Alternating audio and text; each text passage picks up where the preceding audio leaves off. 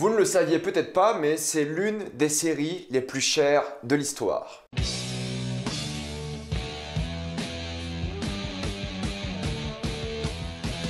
The Crown, saison 4. Comme d'habitude, jusqu'à la minute indiquée dans le titre de la vidéo, il n'y aura pas de spoiler, parce que là vous êtes tranquille, après on va tout spoiler. Et si vous n'avez pas vu les premières saisons de The Crown, vous pouvez quand même regarder cette vidéo. The Crown va suivre durant ces 6 saisons, même si on est actuellement à la 4e, toute la vie de la reine Elisabeth, de ses débuts en tant que monarque jusqu'à l'ère actuelle. C'est vrai que le synopsis n'est pas la chose la plus intéressante, mais cette série est vraiment fascinante. Alors il faut savoir que j'avais vu la première saison quand elle était sortie et j'avais pas vraiment aimé. Je n'avais pas apprécié parce qu'en fait je comprenais pas l'attachement qu'on pouvait avoir par rapport à ces personnages qui sont d'une richesse incroyable, qui ont certes des responsabilités mais qui n'ont aucun problème en soi dans leur vie et qui n'auront jamais aucun problème. Et les seuls petits problèmes qu'ils ont, c'est des problèmes de l'élite, de Bourges, et j'arrivais pas à m'intéresser à leurs problèmes parce que la saison 1 était vraiment sur l'éducation de Madame Elisabeth qui devenait la reine et ça m'intéressait juste pas. Mais il y a quelques mois, je me suis dit vas-y, j'essaye la saison 2, je vais la regarder et j'ai beaucoup plus aimé la saison 2 parce que la saison 2 était beaucoup plus politique et on s'intéressait plus au monde en dehors de la vie de la reine. Et là, vu qu'elle est devenue une reine dans la saison 2, enfin du moins elle a eu son entraînement dans la saison 1, elle est devenue une reine dans la saison 2 officiellement entre guillemets, vu qu'elle est vraiment apte à être une reine, là il y a plus de géopolitique, il y a plus de politique intérieure du Royaume-Uni, du Commonwealth. Les histoires familiales deviennent de plus en plus complexes. Il y a des relations qui sont gâchées, d'autres qui naissent, enfin vraiment c'était beaucoup plus intéressant pour moi. Mais maintenant, en ayant vu cette semaine la saison 3 et la saison 4, j'ai vraiment envie de revoir la saison 1 parce que j'ai l'impression que je l'ai mal jugée. Je sais pas si c'est le cas pour beaucoup de personnes. Dites-moi dans les commentaires si vous n'avez pas trop apprécié la saison 1 et beaucoup aimé celle d'après, parce que c'est mon cas. C'est tellement mon cas aujourd'hui que je considère que c'est presque l'une de mes séries préférées parce que j'ai tellement pris mon pied devant cette saison 3 et 4, je me dis que ça va être vraiment l'une des plus grandes séries de l'histoire. Et si vous ne le saviez pas, les épisodes sont estimés à environ 13 à 15 millions de dollars chacun. Donc ça fait à peu près une saison à 150 millions de dollars. Faut voir si c'est vrai, mais quand tu regardes la série, tu te dis oui, il y a de fortes chances. Niveau budget, ça se voit que ça envoie parce qu'il y a énormément de palais dans lesquels ils filment, ou du moins que tu as l'impression que c'est des palais, il y a des décors incroyables, c'est ultra élégant, les vêtements, les décorations, les pièces où ils filment. C'est un style très pompeux, très bourgeois, mais que ça rend bien à l'écran, c'est magnifique. Quand tu vois le tissu de certains vêtements, quand tu vois les meubles dans une pièce, quand tu vois les miroirs, tu te dis mais c'est pas possible. Alors je sais pas s'ils ont filmé dans les endroits en question qu'ils disent dans la série, il y a tellement d'endroits de toute façon, ou du moins dans des studios qui ressemblaient ou un mélange de deux, j'en sais rien, mais ils se sont vraiment donnés à fond. T'as plein d'endroits, les personnages voyagent souvent. S'ils ont réellement voyagé, j'y croirais à 100% parce que ça rend vraiment bien à l'écran, et si c'est un mélange de fond vert avec du studio, j'y crois aussi parce que ça rend vraiment bien. Donc visuellement c'est une série magnifique, l'une des plus belles je pense que vous pouvez regarder aujourd'hui. C'est une claque et juste pour les visuels, pour vraiment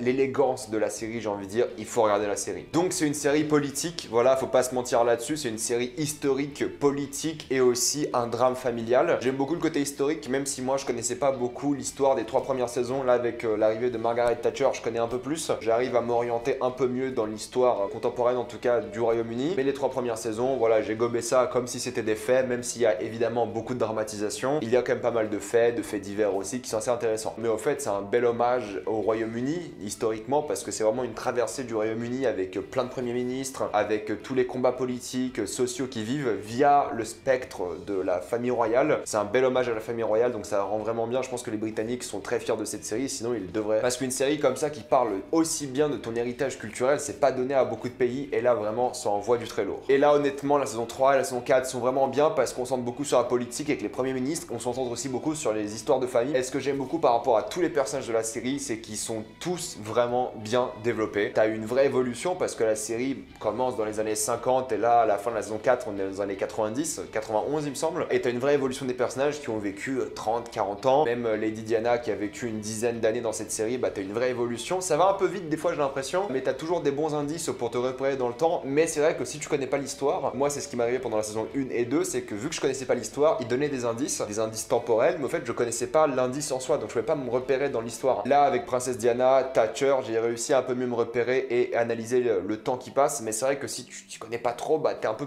paumé parce que tu sais pas combien d'années passent entre chaque événement. Mais globalement, ce que j'aime, c'est que même Margaret Thatcher, qui est détestée par à peu près tous les gouvernements de gauche ou tous les gens de gauche de l'histoire du monde, elle est assez attachante dans cette série. Même si t'es pas d'accord avec sa politique, tu la comprends, elle est vraiment bien développée. Les arguments politiques qu'elle donne ne sont pas très développés parce que je pense que la série avait peur de se donner un peu une opinion, mais au moins tu la comprends. Voilà, elle est quelqu'un de très souverainiste, mais aussi de très libéral, qui est certes chez les conservateurs, mais qui a envie de pousser et moderniser l'économie du Royaume-Uni. Chacun a son opinion là-dessus, mais c'est vrai que voilà, au moins on comprend pourquoi elle fait ça. On comprend d'où elle vient, on comprend le travail qu'elle a vécu toute sa vie et qu'elle a effectué toute sa vie. On est vraiment sur quelqu'un qui, même si on n'est pas d'accord avec sa politique, même si on n'est pas d'accord avec ses opinions internationales, au fait on la comprend. Et c'est ça la force de cette série, c'est que tu comprends tout le monde. La reine, des fois tu dis pourquoi tu fais ça, et ensuite on te développe le personnage et tu comprends un peu mieux. Lady Di par exemple, c'est pareil, des fois tu dis mais t'abuses un peu, et ensuite tu comprends pourquoi elle abuse un peu, tu comprends d'où ça vient, et c'est ça qu'on veut dans une série. C'est pas forcément nous donner des opinions, elles peuvent très bien, les séries, nous donner des opinions de ce que penser et autres, mais cette série ne le fait pas. Margaret Thatcher n'est pas le diable dans cette série, mais elle n'est pas non plus une sainte. Et c'est ça qui est intéressant, c'est la manière dont elle a réussi à être complexe, cette série, bien développer des personnages, avoir des vraies relations entre eux qui te tiennent en haleine durant 4 saisons, et avoir des scènes extrêmement fortes entre deux personnages, parce que les scènes les plus fortes dans cette série, c'est les scènes de dialogue entre les personnages, parce que tu sens la tension exploser, et quand ça explose, c'est tellement satisfaisant, et t'as une scène qui est forte en émotion, qui est vraiment dure pour les personnages, et tu t'attaches à ces personnages. Donc pour moi, les problèmes que j'avais dans la saison 1, c'est-à-dire ne pas avoir de côté politique assez à mes yeux, vraiment s'intéresser à les problèmes de l'élite, là ils ont tout corrigé.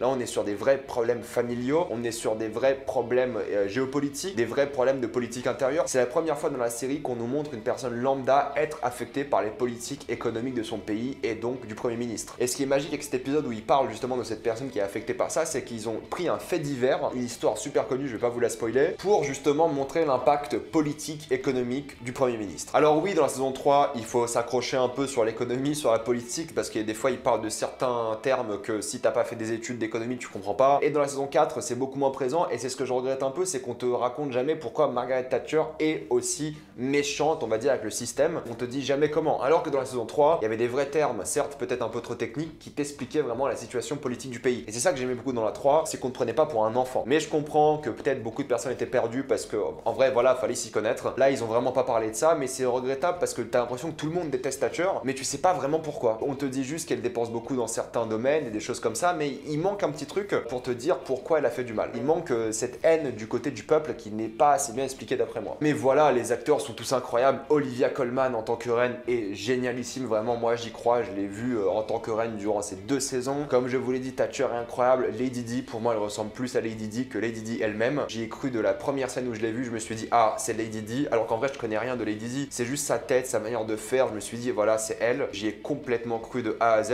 pour moi c'est génial, le casting est incroyable, tout le monde se donne à fond. Là je regrette un peu que le prince Philippe soit beaucoup moins présent dans la saison 4. Dans la saison 3 il était vraiment le cœur de la série avec la reine, et là il est beaucoup moins présent. C'est regrettable parce que dès qu'il arrive, surtout dans le dernier épisode, dès qu'il a une scène très importante, tu te dis mais oui c'est ça qui manquait, c'est Philippe qui manquait à cette saison, c'est plus de lui. Mais on va pas se mentir, hein, je veux dire, ça reste quand même une excellente saison, même si Philippe a été mis un peu à l'écart. On se concentre beaucoup sur le prince Charles, que j'aimais beaucoup dans la saison 3, et là que j'aime et j'aime pas à la fois. Et c'est ça qui est fort, c'est que c'est tellement bien écrit, c'est tellement complexe, que même mes émotions par rapport aux personnages sont complexes. Tous les personnages, à chaque fois, je me dis, comme dans la vraie vie, j'aime ce qu'ils font et j'aime pas ce qu'ils font. Ça, c'est une force incroyable que t'as rarement dans une série ou dans un film, parce que d'habitude, les films sont très binaires ou très manichéens, ou même les séries d'ailleurs. Hein. Là, vu que la série prend un point de vue assez neutre, tout le monde a des bons moments, tout le monde a des mauvais moments. Et ça, c'est vraiment rare et c'est tellement plaisant. Parce que comme ta famille, comme tes amis, comme les gens que tu connais dans la vraie vie, comme les gens que tu suis sur internet, ils ont des bons moments, ils ont des mauvais moments à tes yeux. Et tout est une question d'opinion et de politique, parce qu'il y a rarement un moment dans la série où un personnage fait quelque chose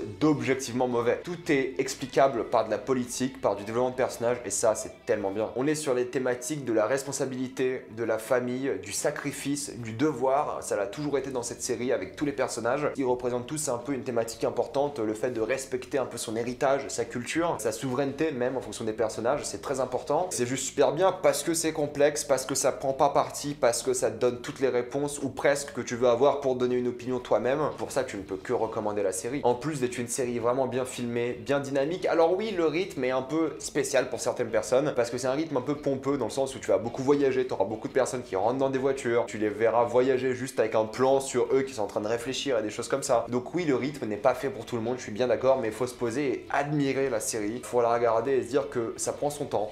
Mais c'est bien. Et des fois, ça envoie des bombes scène après scène et tu dis là, c'est bien rythmé, ça y va à fond, t'es presque dans une série d'action. Et il y a un truc que j'aime beaucoup, c'est qu'ils le font d'ailleurs assez souvent pour décrire un peu l'opinion d'un groupe de personnes. Ils vont faire continuer la même phrase par plusieurs personnes. Donc si c'est le Premier ministre qui parle à 5, je sais pas, membres du Parlement, chaque membre du Parlement va dire un ou deux mots dans la même phrase et la phrase se fait elle-même pour montrer un peu l'opinion publique. Et ça, c'est un concept qui marche super bien et ils le font sans arrêt et ils ont raison parce que c'est extrêmement efficace. J'ai eu un peu de mal avec le fameux texte qui apparaît en début d'épisode pour te dire que c'est pas bien de mal se nourrir, de mal gérer la manière de consommer de la nourriture. Ça nous a pris un peu pour des enfants. J'ai l'impression que cette saison 4 nous prend un peu plus pour des enfants que les précédentes saisons parce que Lady Di, en fait, elle est boulimique et du coup, elle vomit tout ce qu'elle mange ou du moins quand elle sent mal, elle vomit. Et à chaque fois qu'il y a une scène où Lady Di fait ça, au début de l'épisode, il y a marqué attention, c'est pas bien de faire ça en gros. On a compris, d'accord. Entre le fait qu'il y a beaucoup moins de politique dans cette saison, technique en tout cas, et ces messages-là, je me dis que la saison 4 a été un peu plus affinée, a été un peu plus grand public, j'ai l'impression, parce qu'ils avaient peut-être des problèmes ou des choses comme ça, enfin bref. Ça nous prend un peu plus pour des enfants et c'est un peu dommage parce que bon, c'est clairement pas un enfant qui va regarder cette série. Le générique, c'est le symbole parfait de l'élégance de la série, avec la musique incroyable. Vraiment, c'est tellement relaxant à regarder, je l'écoute d'ailleurs, j'ai ajouté l'album sur Spotify, parce que pour étudier, c'est un truc de fou, et ça, je fais ça depuis la première saison d'ailleurs. Juste écoute cette musique, c'est doux, c'est prenant, et des fois, ça y va en mode crescendo, et c'est tellement génial. Saison 4 de The Crown, que dire, mis à part que c'est incroyable, vraiment, c'est une série extrêmement bien faite, élégante, magnifique à regarder. La musique, les décors, les costumes, les incroyables acteurs, la complexité, l'écriture, le rythme. Il y a un truc que j'aime beaucoup dans la série aussi, par exemple, c'est qu'il commence un épisode par un personnage et tu vas suivre ce personnage-là qui n'a jamais été présenté avant dans la série, mais qui va impacter la famille royale. Et ça, c'est encore une fois une idée que je trouve géniale. Il n'y a rien à dire sur cette série, ils font un excellent travail, tout est vraiment calibré. Peut-être le seul défaut que j'ai à dire, c'est qu'intellectuellement, c'est un peu baissé en demande. On a moins besoin de s'intéresser à ce qui est dit dans la série et on nous prend un peu plus par la main, mais j'ai adoré, je veux dire, c'est une excellente série et c'est l'une de mes préférées je pense aujourd'hui. Hâte de voir les 2 prochaines saisons parce qu'ils ont vraiment beaucoup d'idées et on se rapproche de plus en plus de notre époque actuelle. Avant de passer en spoiler, pensez à vous abonner à la chaîne pour plus de vidéos, mettez un j'aime et partagez cette vidéo, ça aide beaucoup la chaîne. Si vous aimez la chaîne, pensez à la rejoindre et devenir membre soutien ou à faire un petit don sur Utip. Suivez-moi sur Instagram pour des critiques exclusives, suivez-moi sur Twitter pour toutes les news et on spoil. Je me demande vraiment si la famille royale a regardé cette série. Je vais pas m'éterniser beaucoup parce qu'il n'y a pas grand chose à spoiler en soi, il y a juste quelques scènes que j'ai bien aimées. Pour moi, le dernier épisode et les 30 dernières minutes étaient incroyables. Quand t'as enfin Olivia Colman, la reine, qui dit à Charles « Grandis, s'il te plaît, t'as des responsabilités, sois un adulte, t'es censé être roi, bordel », c'est un peu ce qu'il lui dit. Donc deviens un grand garçon et commence à faire le travail qu'on te demande. Tu vois qu'il est gêné, tu vois qu'il a vraiment été remis à sa place. Et pareil pour Philippe, quand il va voir Lady Di, c'est la même chose. Il lui dit « Écoute, ce que tu fais là, est plus fort que toi, presque une menace, et quand t'entends toutes ces conspirations par rapport au fait que Lady Di a été tuée volontairement par la famille royale, ça fait un peu tiquer de ce point de vue-là. Ils ont un peu joué là-dessus, j'ai l'impression. Mais c'est pour ça que Philippe me manquait, c'est que pour des scènes comme ça, il était tellement présent. D'ailleurs, l'acteur qui a fait exprès de jouer comme l'acteur d'avant, incroyable, surtout dans sa voix, dans son accent. C'est 2 scènes pour moi qui étaient très représentatives de cette saison parce que la famille royale, le fameux système que Philippe explique bien à la fin, est génial parce que tu comprends que tout le monde gravite autour d'une personne, autour d'un système et ils sont tous interdépendants et si l'un tombe, tout le monde peut tomber. Donc forcément, il faut que tout soit bien en place et tu comprends un peu que c'est presque une mafia au fait, le système royal. La famille royale, et on l'a bien vu, à chaque fois ils essaient de manipuler, d'arriver à leur fin, etc. etc. L'image publique de la famille royale est plus importante que tout le reste. Et c'est la thématique qui a été très bien faite avec le prince Charles, c'est que lui aime quelqu'un d'autre, Camilla, il est amoureux d'elle, mais il n'y aura pas d'amour entre eux, parce que c'est juste pas possible d'un point de vue de l'image, même s'ils s'aiment beaucoup. Et même si des fois il a l'air d'un peu un gros pleurnicheur, parce que voilà, il veut ce qu'il veut et puis c'est tout, tu le comprends, d'un côté, s'il est amoureux de cette femme, c'est dur de lui dire non, ne sois pas avec elle, ne tombe pas amoureux d'elle, c'est pas possible. Donc même si des fois il t'agace, tu le comprends parfaitement, surtout quand tu sais qu'il a des vrais problèmes familiaux, parce qu'il a un problème d'affection, il a jamais été aimé, voilà, la reine a toujours été très dure avec lui, même au moment où il veut vraiment lui parler, il peut pas en fait parce que la reine lui dit vas-y, on y va, t'as 2 minutes, c'est parti. C'est quelqu'un qui a toujours manqué d'affection et ça l'a beaucoup blessé toute sa vie. Et c'est ce que j'aime par rapport au personnage, c'est qu'on a tellement bien développé la reine par exemple durant ces 2 premières saisons principalement. Là, elle est juste la reine, voilà, elle est dure, elle est stricte, mais elle a de la compassion aussi. Et on passe plus beaucoup de temps à la développer. Il y a quelques scènes, voilà, on parle de sa famille, de qui elle est, mais maintenant c'est la reine qu'on connaît. Depuis Olivia Colman, c'est comme ça. Et ça, j'aime beaucoup. Du coup, on passe plus de temps à développer les autres personnages, les premiers ministres et Lady Di Lady par exemple, qui est elle malheureuse alors qu'elle était très heureuse de sortir de cette situation de pauvreté, presque en tout cas. Elle se fait des idées des traînes, mais on se rend compte qu'elle n'est pas amoureuse de cet homme, ou du moins elle n'est plus à la fin de la saison, et qu'elle n'a plus envie de cette vie qui est froide, parce qu'elle, elle a vraiment besoin d'amour, d'affection, et elle n'a pas du tout ça dans la famille royale qui est très froide, qui est comme une caverne ou une toundra, c'est ce qu'elle dit à la fin. Et c'est pour ça que tu l'aimes beaucoup, c'est que tu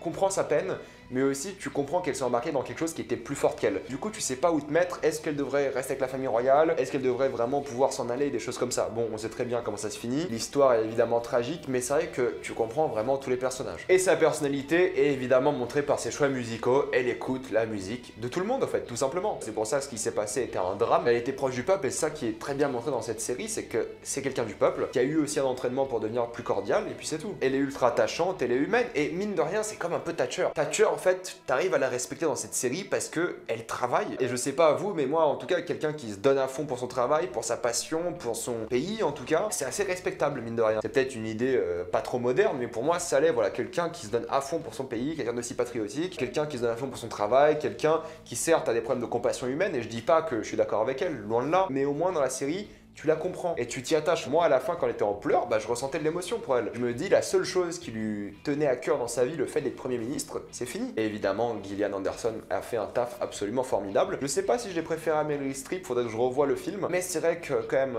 très bon taf. Et je suis content qu'ils aient pas joué la case Thatcher diabolique, et puis c'est tout. Elle a une famille, elle fait à manger, elle a vraiment été humanisée, et ça, je maintiens, elle est vraiment attachante. Mais ce que je regrette, c'est qu'ils ont pas assez expliqué les débats économiques, les débats politiques, l'histoire des Falkland, bah ça a pas du tout été expliqué. En vrai, il y aurait eu moyen de plus s'intéresser à ça et comprendre pourquoi l'argent qui va à cette guerre ne va pas dans le système social du pays. Et je vais finir sur un personnage, c'est le personnage de Margaret. J'ai bien aimé le fait qu'elle a du mal à être qui elle est. On le voit très bien à la fin avec le fameux système. Tout le monde est cassé, tout le monde est interdépendant. Le fait qu'elle n'ait pas trouvé l'amour, le fait qu'elle est malade, le fait que voilà, elle n'arrive pas à vivre sa vie comme elle veut et à être heureuse. Donc il y a beaucoup de problèmes par rapport à elle, mais j'ai adoré évidemment Helena Bonham Carter est incroyable. J'adore ce personnage, voilà, elle est à un moment de sa vie où elle est désespérée. Voilà, il n'y a plus rien à faire. Comme Philippe dans la précédente saison où il avait vraiment sa crise de la cinquantaine, j'imagine. Là, c'est pareil, elle a cette crise un peu phase dépressive qui est là depuis la saison 1 parce qu'il a jamais été heureuse dans sa vie. Mais là, encore une fois, ça a été plus prouvé, plus mis en avant et j'ai adoré. Je pense que j'ai fait un peu le tour rapidement, voilà, j'ai pas envie de m'éterniser, mais j'ai adoré cette saison,